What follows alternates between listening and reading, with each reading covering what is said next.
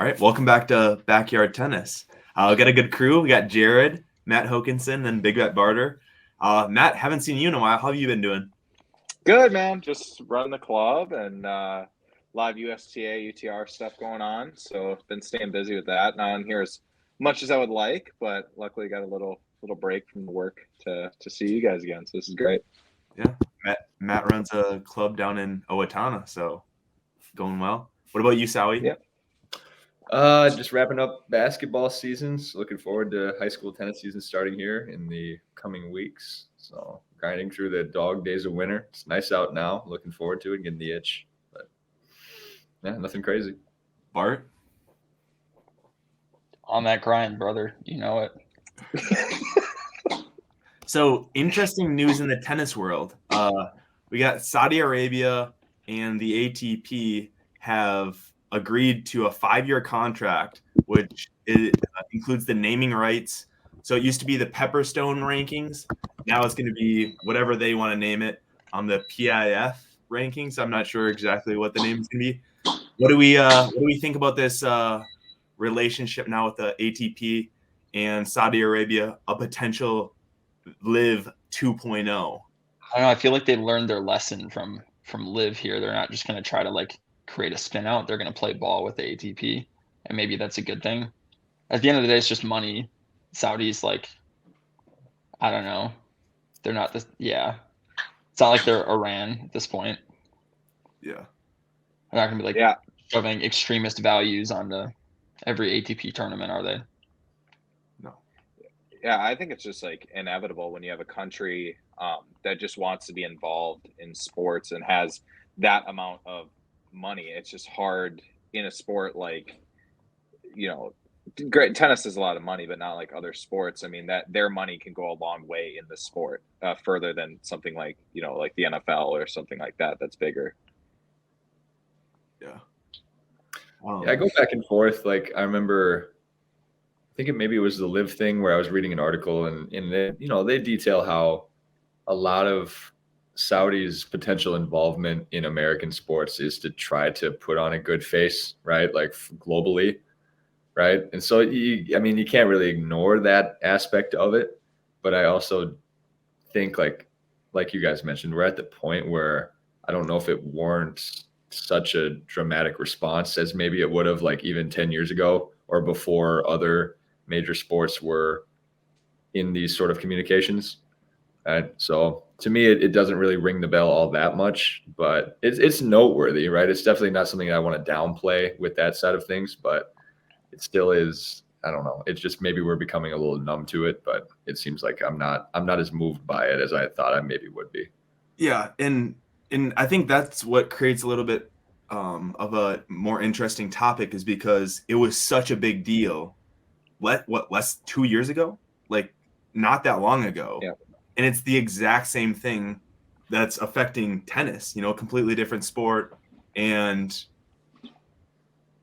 there's no reaction, there's not a massive reaction. I think the PGA Tour just fought it so hard that it's hey, it's money, you know what I mean? You can't, everyone, I would say, has somewhat of I won't say everyone, but most organizations have some sort of a shady history or an objectively shady history. Right. I don't know. Yeah, and I think if you're moving forward, I think you can, you should be given another shot. Yeah, I think also tennis, if it's inevitable, I think tennis is taking a better approach by being transparent, where I think a lot of the issues with the PGA Tour and Live was the PGA, when a lot of this stuff was coming out, we find out now that they were in talks for, a long time, but they were kind of denying those talks and saying, we're not taking money from the Saudis. You had people like Rory McIlroy who were very adamantly your players can't go to Live and all this stuff. And then it turns out the whole time the PGA was just negotiating them, and that was inevitable. So I think tennis is, if Saudi money's coming into the sport, I actually think that by them being transparent is going to be better for the sport overall. Yep. Yeah. Yep. And I think with one of the faces of golf, John Rahm, he came out and he had that quote where he said it's like, sorry, but I want to play less golf and make more money, right? And it's hard, like it's hard as a sports fan to like accept the fact that maybe your sports heroes like don't truly love to be out there 24/7, right? And so, you know, as much as I would love to think as, you know, on the tennis court that these guys are out here enjoying every minute of it, you know, that's not reality, right? And the reality is that these same players on the ATP, they'll take less court time and more money, right? I mean, for sure. And I don't think you can blame them for that, right? It does suck in terms of the way we romanticize sports a little bit and put these people on a pedestal. But at the end of the day, I think, again, because of how much of a brunt that the PGA bore for this whole thing, it really is. It's less of a big deal when people come forward and say stuff like that now. Yeah. Tennis is in a way worse position the latter half of the rankings. Like everyone below 50 doesn't make any real money, right? Right. No. Right. Yeah. So I'm also in favor of that if it helps people make a living on the sport that aren't the top 50, right? I think it's like 150 for guys. Okay. I think, the break even point for guys is between 125 and 150 on any given year. Yeah. Their cost would be just crazy though, because they have to essentially take whatever flight is open for that next spot. You know, they don't really have too much time. So if a flight's a couple $1,000s, they're gonna buy it, despite maybe only making 10, 15, 20K in prize money. That's crazy. Yeah. Imagine being Eric Buderak, living on like McDonald's and sleeping on people's couches, and right? Wasn't that his story? Wasn't he like homeless for 2 years trying to make it? Yeah. So the craziest one is he slept on a wooden bench in a tournament locker room and ate plain pasta with ketchup for like a week or something. It's a crazy. Great. His TED Talk is like pretty insane. Yeah, that's what I was gonna say. He said that on his TED Talk. Not to change gears here or anything like that, but I feel like we need to address. So Dave, you know, has this great topic. He wants, hey, let's talk about this tonight. Dude just doesn't show up. Like, what's going on with that? Like, I feel like it has to be addressed. Like, I mean, Bart, your tagline is Dave is daving. I mean, maybe you have the floor here. Dav is daving. Dav is daving. Yeah, it's more demeaning to mispronounce his name, so we're gonna roll with that. I mean, are any of us surprised?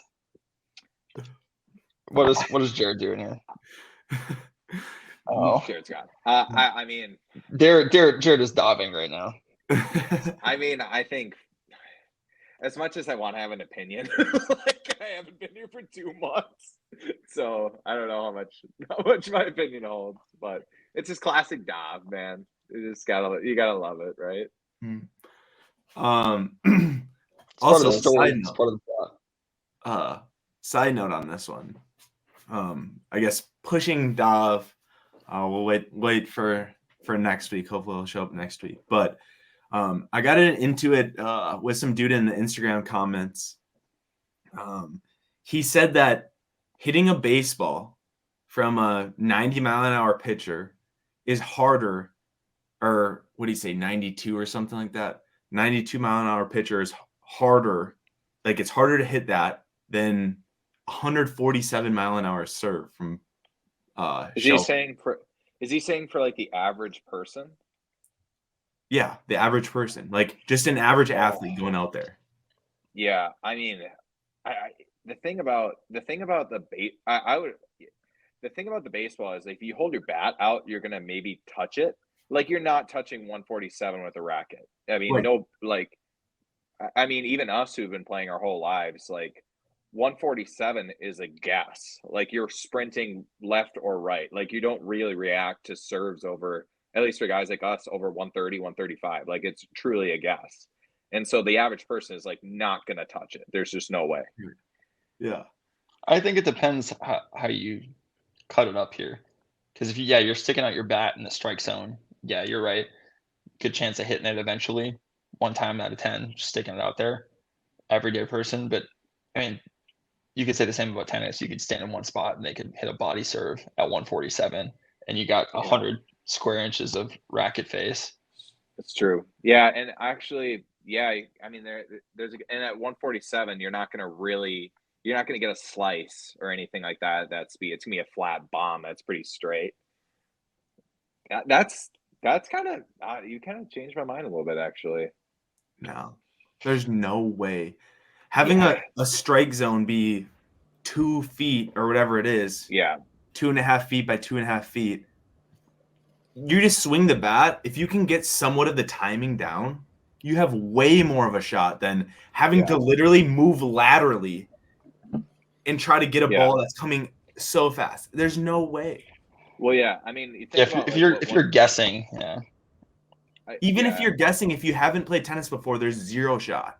Yeah, I think. Well, think of I like 147 is so mad. Like, what do you think the biggest serve that you've seen in person, like played against, is?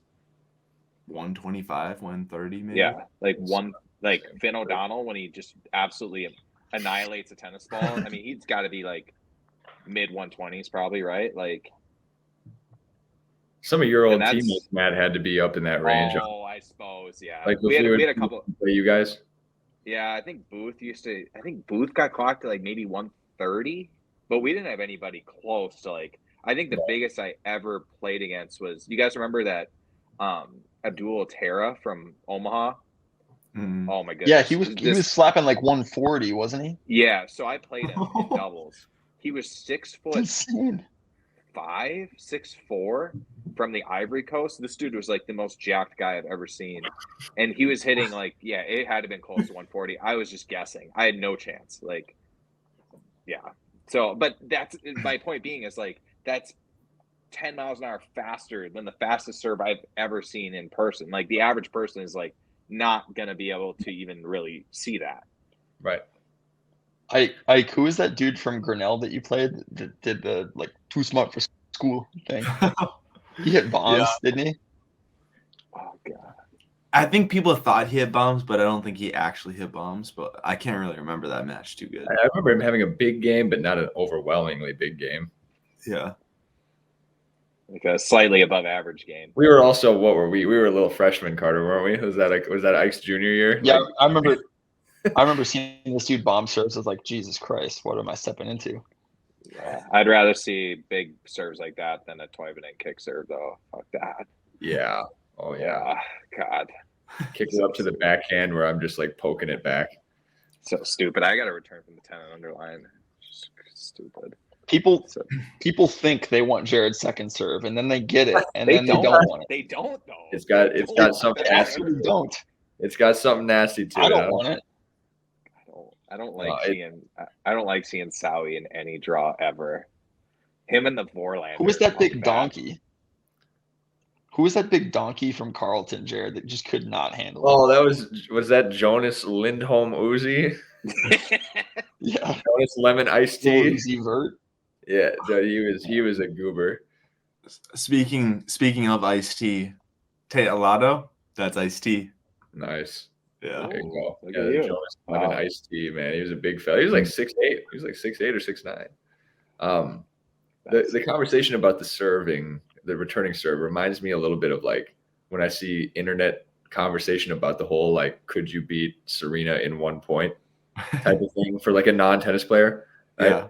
People are so naive to like how tennis works because everybody's like, dude, she's going to double fault. And it's like, no, she's not, because she doesn't have to serve well against you. Right. Like, like people think like she's going to double fault. Like, no, these professionals, like against a person that they don't need to be perfect on the serve, right? They'll hit 100 out of 100 serves in, right? Like she'll push a second serve in and you'll miss. And like, why would she ever double fault? So I 100% agree with you on that, Zowie. Do you think it's the same for baseball? If a pitcher, a professional pitcher, I don't know, someone in the pros, do you think he can throw four straight down? Because I don't think that it's hard. I get what you're saying because you watch these guys and you're like, damn, they're just wild. Like they can't control it. Mm-hmm. But I think they're wild because the guy at the plate could go yard, right? Like, yeah. like the reason he's spraying it is because he knows if he pipes one that I'm going to take him 450, right? Like, Yeah. if I get up there and the best I can do is dribble a ground ball up back to the mound, like he's not going to be wide. I don't think. I mean, maybe in rare cases. Yeah. But that's what I'm inclined to say. But so the scenario is that pitcher pitching 92 or whatever. If he slows it down now to, let's say, 80. Like, an athletic person with any background but like, can hit an 8 ball that's 80. If Serena's hitting every once in a while, you know, an 85 mile an hour kick, I still don't think a non-tennis players, there's no way. I just don't think so. I know, but I don't know about the baseball thing either, man. I don't know. I just feel like if well, I'll just use like if Mitch Zebarth was on the mound, right, throwing his best stuff, I don't know how hard he's throwing. It couldn't be much more than 80. I don't think I'm hitting him. Yeah. I would love to see that. I would love to see that. Like Zebarth versus, I don't know. Any of us. I don't think we're making contact. This would be a great idea for video. Ooh. D3 baseball and D3 tennis? Yeah, like that. Well, I would love to see just the average. I mean, because obviously, like we played against Isaac, not our whole lives, but for 5 to 10 years. I would love to see the average person try to return that kick serve. There's no chance. Yeah. No, that would be sick. Like I get in the batter's box against Z, and then Z stand and try to return Ike's serve. It's like no chance. Ooh. I like. We gotta get a former D3 baseball player out here. Yeah, that'd be great. That'd be a cool video. All right, we gotta go, guys. Let's wrap it up here. Yeah, we'll see you, everyone.